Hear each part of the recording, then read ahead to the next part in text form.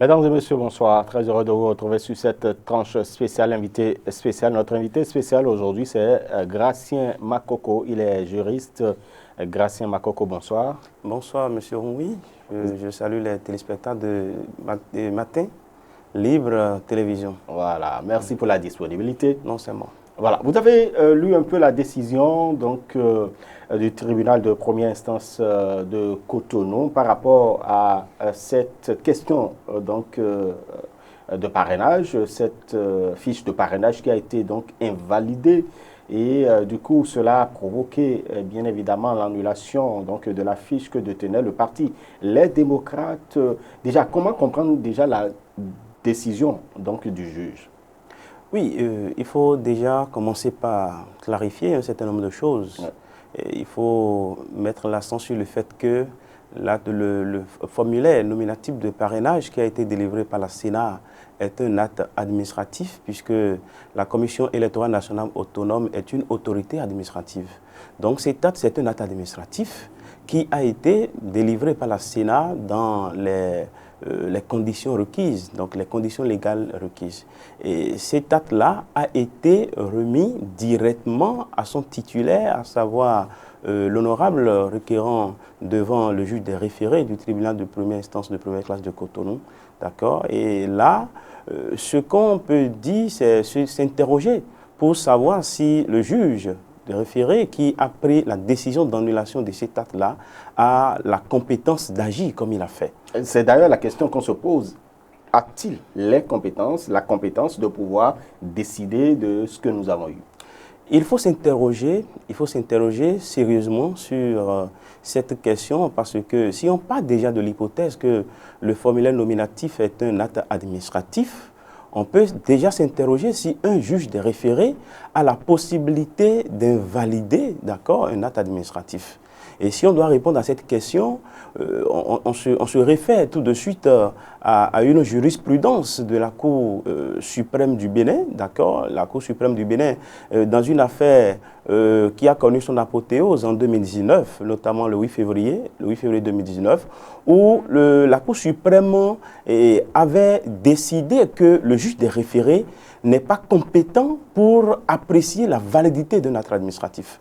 C'était l'espèce d'un titre foncier et puis le dossier a connu le parcours, le circuit judiciaire normal, a atterri sur la table du juge du tribunal de Cotonou, de la cour d'appel de Cotonou. Et après, il y a l'une des parties qui a levé un pouvoir, d'accord, en cassation, un pouvoir devant la Cour suprême. Et dans l'examen de ce dossier-là, d'accord, la Cour est arrivée quand même à poser le principe fort, un principe jurisprudentiel fort, à savoir que le juge des référés n'a pas compétence pour apprécier la validité d'un acte administratif. Et partant de là, et si on revient sur la clarification de départ que je faisais, à savoir que le formulaire nominatif de parrainage est un acte administratif, d'accord, on peut conclure déjà que ce juge-là, parce que c'est un juge des référés, parce que c'est un juge de l'urgence, il n'a pas, au regard de cette décision de la Cour suprême, la compétence nécessaire pour opérer le choix qu'il a effectué à travers sa décision qui a été rendue publique le 13 passé.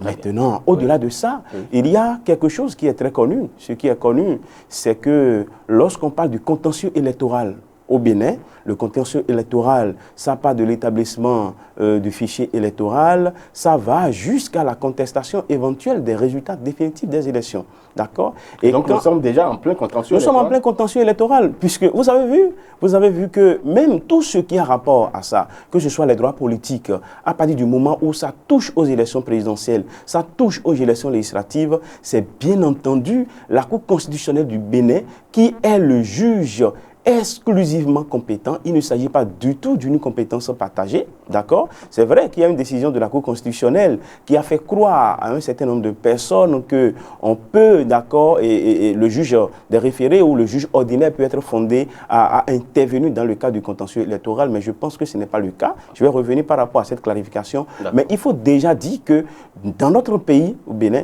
ce qui a rapport avec le contentieux électoral, il n'y a que la Cour constitutionnelle. Il ne s'agit pas d'une d'une compétence partagée, il ne s'agit pas d'une compétence concurrentielle, il s'agit bel et bien d'une compétence exclusive du juge constitutionnel. À partir de cet instant-là, on peut déjà dire que, en plus du fait que ce juge des référés n'a pas compétence à apprécier un acte administratif, la validité d'un acte administratif, à cela s'ajoute le fait que la matière contentieuse en question, à savoir, d'accord, la matière électorale, puisque le grief a été levé dans un contexte électoral, dans un contexte des élections, d'accord, cela fait que, effectivement, normalement, ça devait être le juge constitutionnel qui va connaître de ce dossier-là. Mais on a constaté que c'est le juge des référés qui a agi et qui a pris une décision. Maintenant, ce juge pouvait quand même régler le problème. S'il va régler le problème, il peut régler le problème sur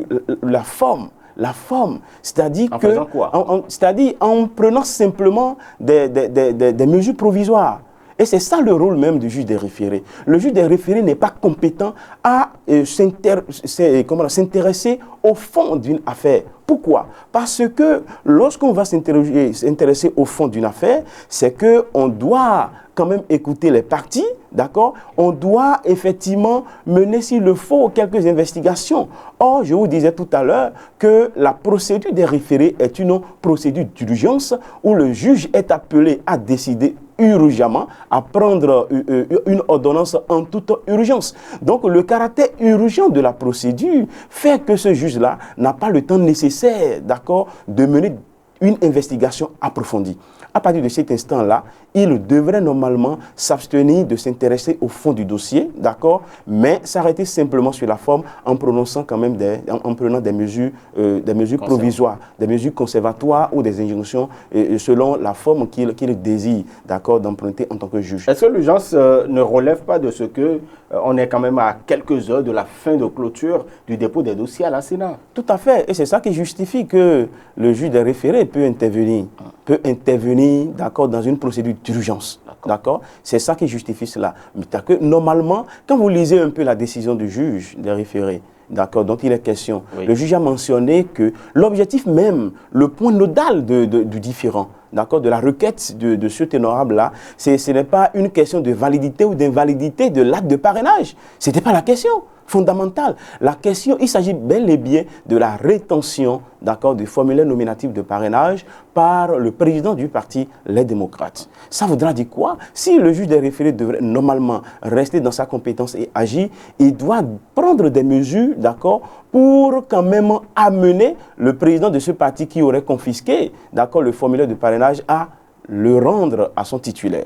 D'accord? Et là, si le juge l'avait fait comme ça, on va estimer que vraiment, il n'a pas encore outrepassé ses compétences. Il a outrepassé alors? Il a outrepassé la compétence à partir du moment où il décide de la non-validité, d'accord, du formulaire nominatif qui se retrouve dans la main, d'accord, du président du parti Les Démocrates. Il n'a pas cette compétence. Il n'a pas cette compétence et je vous ai cité une décision, d'accord, de la Cour suprême. Et la Cour suprême est revenue sur ça dans une autre affaire en 2020 pour dire toujours que le juge des référés n'est pas compétent pour apprécier la validité d'un acte administratif. Donc, à partir de cet instant, donc, le fait pour le juge des référés, ce juge des référés, d'accord, de s'intéresser, de décider, d'accord, dans sa décision, d'accord, d'aller conclure que l'acte qui est dans la main du président du parti Les Démocrates est un acte qui n'a plus de valeur, d'accord, qui est un acte nul et de nul effet, c'est que ce juge-là passe à travers cette décision, s'est intéressé au fond du dossier. Et il a fait même mieux en se faisant passer pour un juge de l'exécution.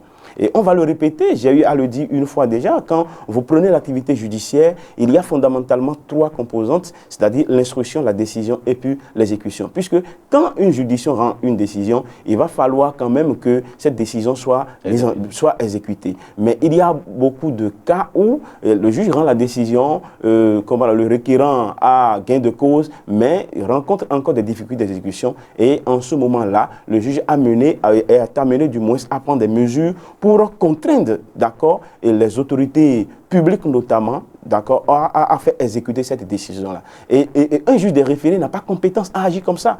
Et il y a une seule matière ou un seul domaine où un juge des référés a la compétence pour prendre des mesures d'exécution, d'accord? C'est exclusivement les matières qui sont régies par l'acte uniforme de l'OHADA portant organisation des procédures simplifiées de recouvrement et des voies d'exécution. Voilà. D'accord? Oui. Donc, nous ne sommes pas dans ce cas.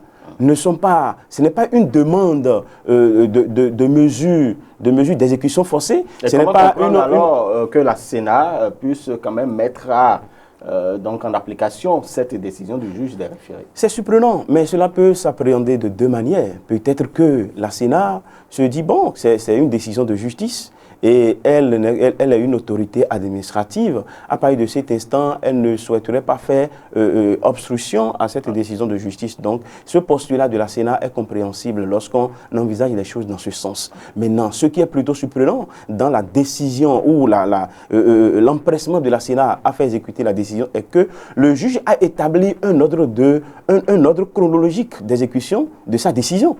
C'est-à-dire que, d'abord, d'une part, il a été décidé par le juge des référés, d'accord, de faire observer la décision par le président du parti ou le parti Les Démocrates. À savoir, ça veut dire que normalement, la Sénat doit attendre que le président du parti Les Démocrates puisse rendre le formulaire nominatif du parrainage. Et ce n'est que lorsqu'il décide de ne pas obtempérer que la Sénat pouvait agir. Or, on se rend compte que le juge a pris sa décision, d'accord, a pris l'ordonnance, et quelques temps après, d'accord, il paraît que c'était dans la matinée, d'accord, on n'a pas tellement les preuves, mais de toutes les manières, pas dans un délai qui permet prioritairement ou premièrement, d'accord, au président du Parti Les Démocrates d'agir.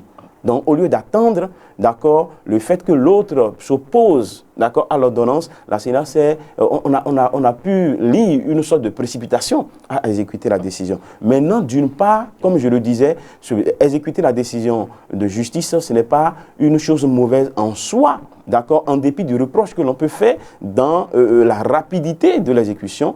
Maintenant, et l'autre facette est que on s'interroge en tant que juriste, et ça c'est une interrogation, hein, on se demande, on se pose la question de savoir qu'est-ce qui peut amener une autorité administrative à annuler sa propre décision, c'est-à-dire la décision qu'il a prise, décision d'octroi de parrainage, d'accord, du formulaire de parrainage, alors que cette décision que la Sénat avait prise n'est entachée d'aucune erreur.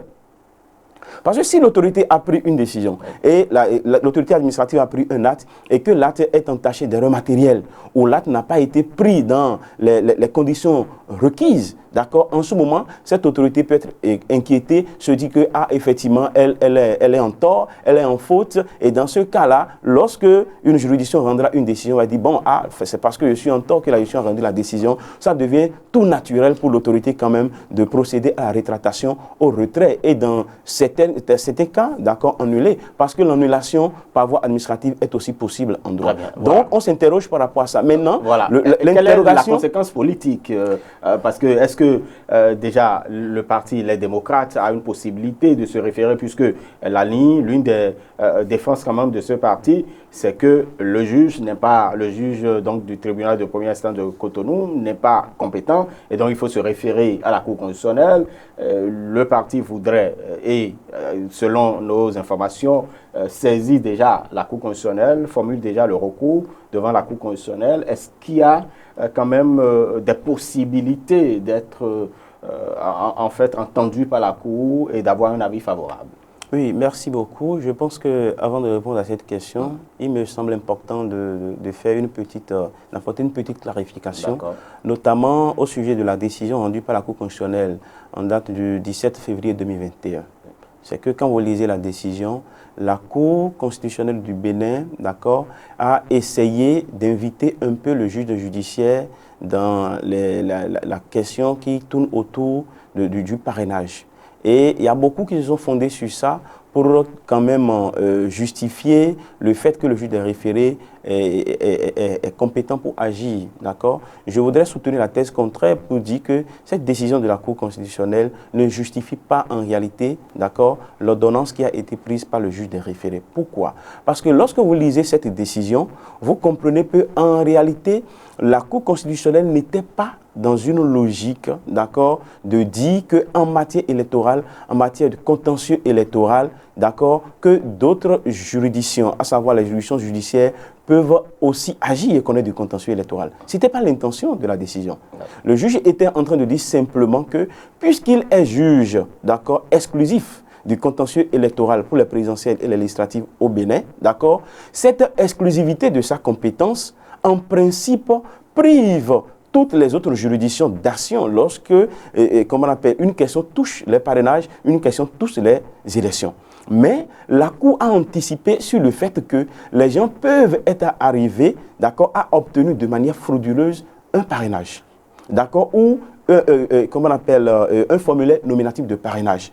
Maintenant, dans ce cas-là, la Cour a laissé une ouverture pour ne pas fermer la porte au juge judiciaire, notamment au juge pénal, pour faire son travail, à savoir, d'accord, réprimer ceux qui se seraient fait passer pour auteurs de faux et usage de faux en écriture publique. Des gens qui auraient utilisé des moyens peu orthodoxes, donc des moyens illégaux pour avoir les formulaires de parrainage. Donc, c'était cette ouverture que la Cour a faite à travers sa décision du 17 février 2021. Donc, ça prête un peu à confusion, mais voilà l'esprit dans lequel le juge constitutionnel était resté. Ce n'était pas du tout une occasion pour dire, bon, une autorisation pour dire que vraiment, en matière électorale, de contentieux électoral, que le juge judiciaire est aussi compétent. Ce n'est pas du tout ça, et c'est ma lecture personnelle par rapport à cette décision-là. Maintenant, parlant des chances du parti Les Démocrates, si ce parti arrive à se plaindre au prétoire du juge constitutionnel béninois, est-ce qu'il a la chance d'avoir gain de cause? Oui. C'est bien entendu la question que vous avez posée. Je voudrais quand même dire quelque chose. Premièrement, cette chose est que depuis un certain nombre d'années, j'ai pu lire à titre personnel l'impréparation dans les recours. D'accord? Les recours que les partis d'opposition notamment et quelques acteurs soutenant les actions de l'opposition à la gouvernance du président Patrice Talon mettent lorsqu'ils veulent saisir la Cour constitutionnelle. D'accord? Puisque en réalité, il y a ce qu'on appelle les moyens juridiques d'action politique. Lorsque vous êtes un parti politique et vous voulez agir pour avoir de rentabilité politique, il va falloir quand même que vous arriviez à être au parfum des règles et des subtilités de chaque procédure, de chaque contentieux. Le contentieux constitutionnel est un contentieux particulier, de sorte que si vous n'êtes pas réellement d'accord dans les subtilités de ce contentieux-là, vous pouvez avoir raison, mais vous n'allez pas avoir gain de cause devant le juge. Parce que vous présenterez mal, Justement parce que vous allez présenter. Je vous donne un exemple. Lorsque le code électoral a été voté en 2024, d'accord, il y a des choses qu'on pouvait reprocher au code. On s'entend sur le plan constitutionnel.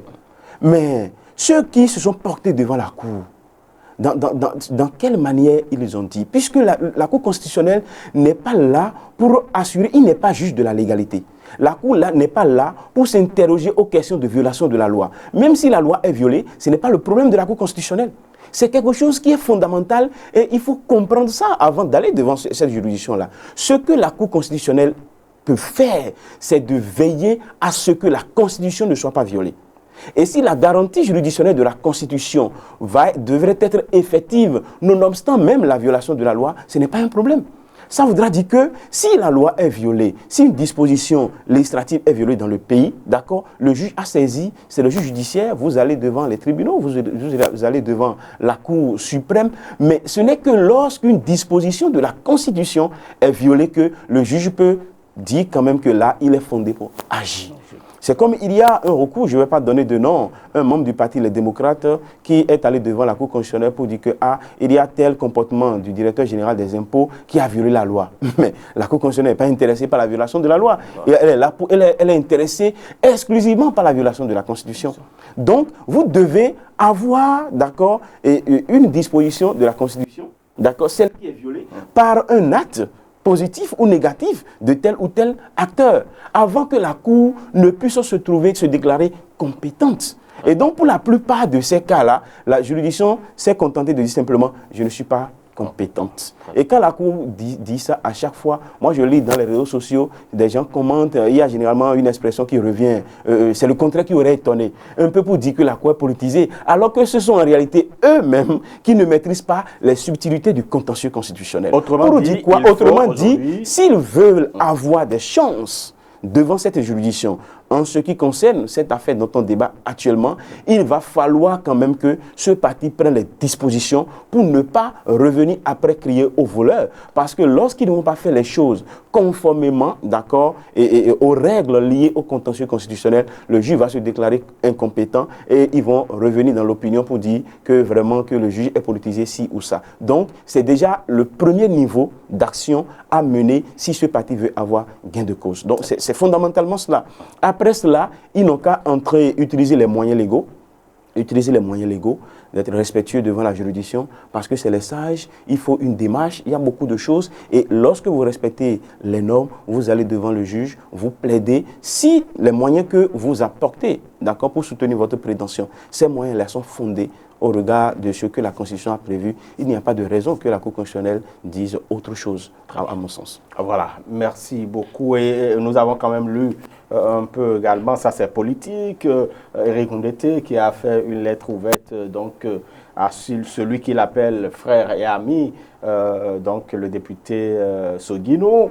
Et puis par la suite, on a eu également la déclaration du député Soguino qui estime qu'il y a une gestion sectariste donc, du parti Les Démocrates et tout ça. Analyser tout ceci, qu'est-ce que cela vous fait comme lecture?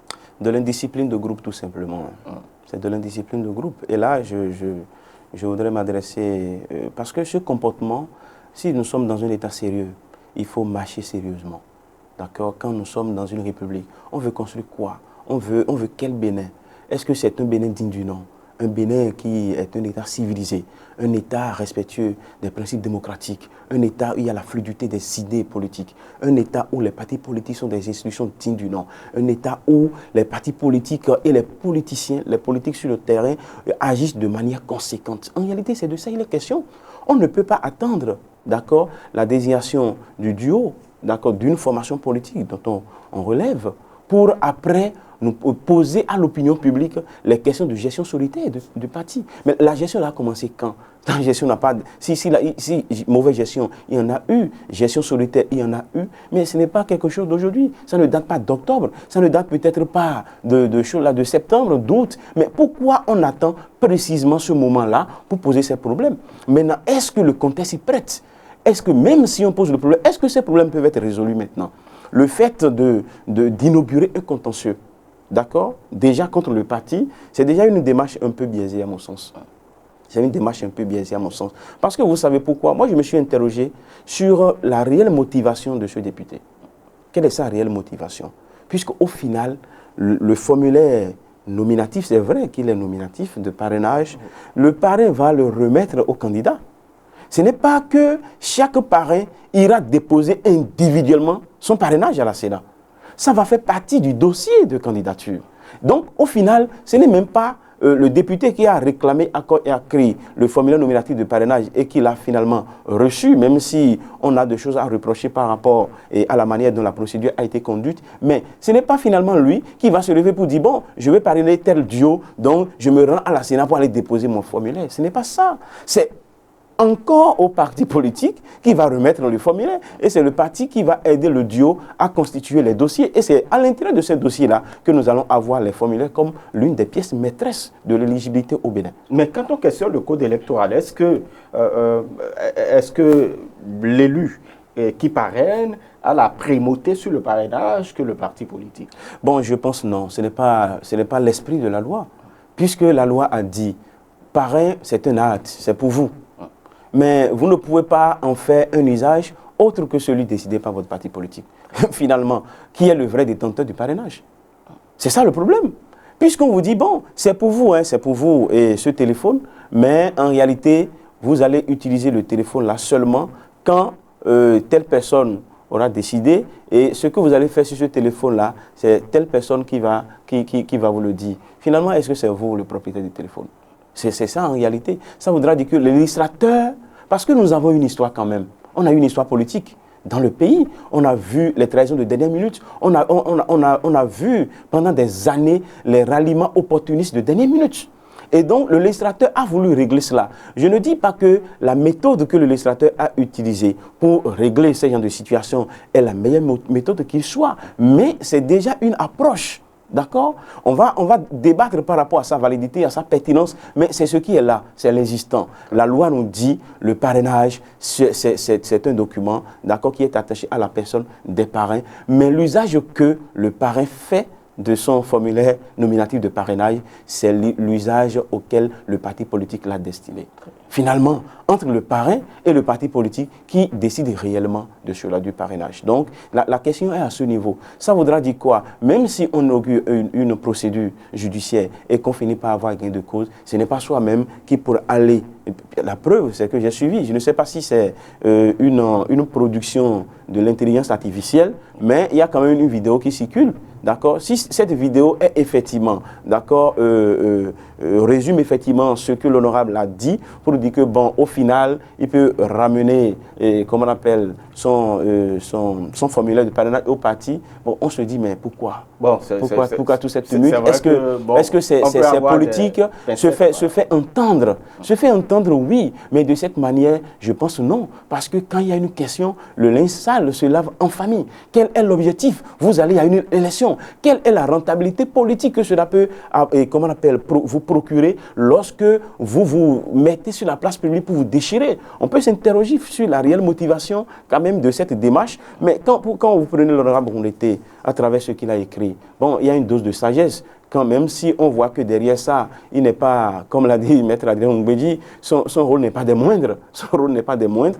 Au moins quand même, la lettre qu'il a écrite et qu'il a rendue publique, c'est une lettre qui est empreinte de sagesse, d'une sorte de sagesse un peu pour dire, bon, on est amis, c'est à cause de moi que tu es en train de faire tout ce combat, mais reviens pour qu'on puisse sauver ce qui peut être encore sauvé. Je pense qu'au niveau de cette démarche-là, il y a un peu, et je vais dire qu'il y a de la sagesse là. Maintenant, pour ce qui est du parrain lui-même, on a la preuve qu'il n'a pas remis son parrainage au président Boni Yayi sous contrainte. On a aussi la preuve que même si le président Boni Yayi remettait le parrainage aux députés, aux élus, d'accord, finalement, ils vont encore reverser tous les formulaires au parti. Mais quand on voit tout ça, on se dit quelle est l'opportunité de réclamer et de recevoir encore le parrainage si au final on doit rendre ça encore au parti pour construire le dossier du duo. Donc je pense que normalement le motif là, moi, c'est irrecevable. Je ne reçois pas cette justification.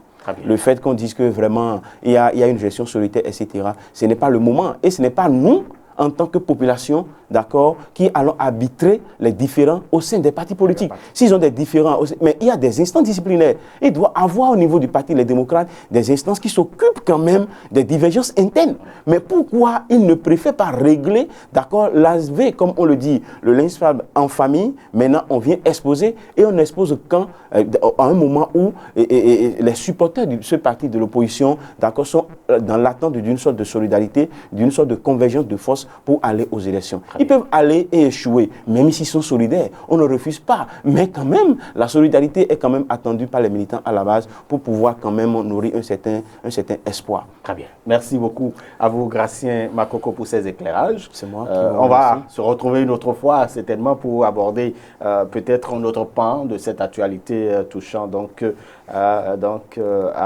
la démocratie béninoise au travers justement de ce qui se passe au parti Les Démocrates. Mesdames et messieurs, c'est fini pour nos discussions avec notre invité d'aujourd'hui, donc Gratien Makoko, juriste. Mesdames et messieurs, à très bientôt sur Matin Libre Télévision.